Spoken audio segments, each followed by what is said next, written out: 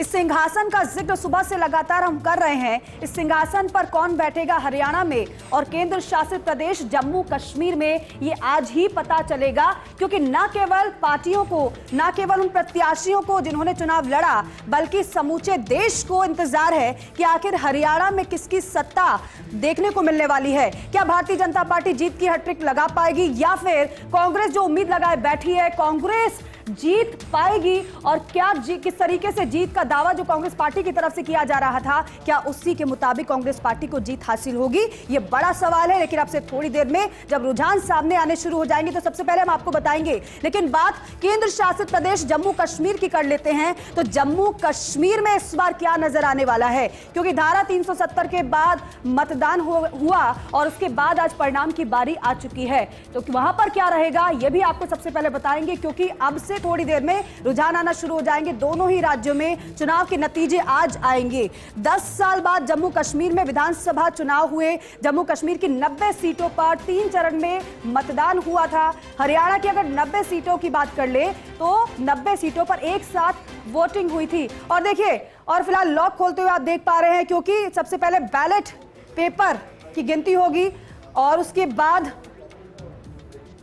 EVM का जब पिटारा खुलेगा, और ईवीएम का जब पिटारा खुलेगा तब जाकर रुझानों के आने का सिलसिला शुरू हो जाएगा। लेकिन ईवीएम स्ट्रांग रूम को खोलते हुए ये आपको नजर आते हुए लोग दिखाई दे रहे हैं। और अब से थोड़ी देर में, क्योंकि पहला रुझान भी सामने आ जाएगा और पहले रुझान के साथ साथ आगे जब बढ़ेंगे तो तस्वीर धीरे धीरे साफ होती जाएगी। और देखिए, ये स्ट्रांग रूम खुला, ये स्ट्रांग रूम खुला, ईवीएम स्ट्रांग रूम, और वहां पर जो कर्मचारी अधिकारी इस वक्त मौजूद हैं, सुरक्षा के घेरे में ईवीएम को रखा गया था। और अब से थोड़ी देर में रुझानों के आने का सिलसिला भी शुरू हो जाएगा। यकीन मानिए, जिस तरीके से हम आपको लगातार बता रहे हैं, हम जिस तरीके से आपको बताएंगे कि रुझान में कौन आगे रहा है। लेकिन बड़ी खबर इस वक्त की आपको बता देते हैं।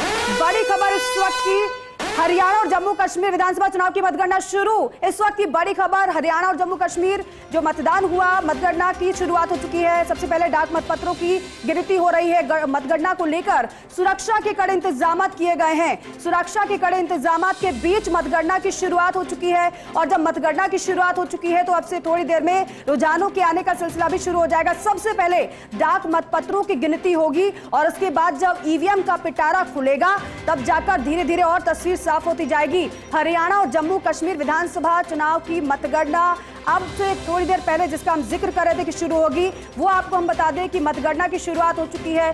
सुरक्षा के कड़े इंतजाम के साथ साथ मतगणना शुरू हो चुकी है। और जो बैलेट पेपर की गिनती सबसे पहले शुरू हुई है, उसके बाद ईवीएम का पिटारा खुलेगा। लेकिन हरियाणा का चुनाव इस बार बड़ा दिलचस्प रहा है।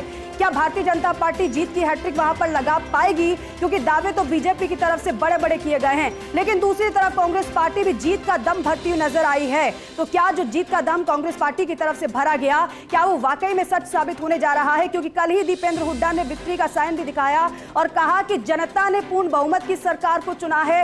आश्वस्त कांग्रेस पार्टी जीत को लेकर लगातार शुरू से ही नजर आती रही है। लेकिन जिस तरीके से भारतीय जनता पार्टी ने हरियाणा में अपनी स्ट्रैटेजी को बदला, भारतीय जनता पार्टी ने चुनाव से ऐन मौके पर मुख्यमंत्री को भी बदला और उसके बाद प्रदेश अध्यक्ष भी नया वहां पर दिखाई दिए। वो प्रदेश अध्यक्ष जो लोकसभा चुनाव हार गए थे सोनीपत से, लेकिन क्योंकि ब्राह्मण है और जातिगत समीकरण को देखते हुए उन्होंने इस तरीके से समीकरण तैयार किए कि भारतीय जनता पार्टी ने बदलाव तो किया, लेकिन क्या वो बदलाव कारगर साबित हुआ है? इस चुनाव में जनता ने किस पर भरोसा जताया है? क्या वाकई में हरियाणा की जनता बदलाव का मन बनाई हुई बैठी थी, या फिर जिस तरीके से जनता की तरफ से जो बातें कही गई, जो बयान दिए गए, जनता से जब जब बातचीत हुई तो जनता ने अपनी बातों को जिस तरीके से रखा, क्या उसी के मुताबिक परिणाम आने वाले हैं?